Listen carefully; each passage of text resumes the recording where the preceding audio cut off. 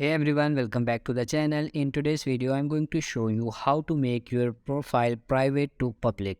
So first of all, and of course, you have to log into your Upwork account, and you can see this is my Upwork account now, and you can see that my profile visibility is private. So I want to make it public. So what I have to do is, you can see this pencil icon. So tap on it, and now you can see that public, Upwork users only, and private. So if I tap on this public, it won't be done here. You can see this, we set your profile private because you haven't earned in a while.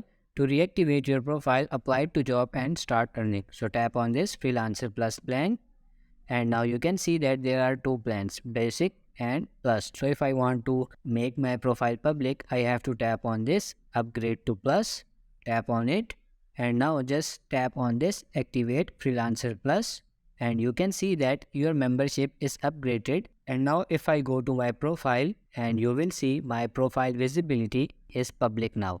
So that's it for this video. That's how you can make your profile private to public. So don't forget to check our recommended resources links below in the description. And if you like the video, please smash the like button and don't forget to subscribe to our channel. Thank you.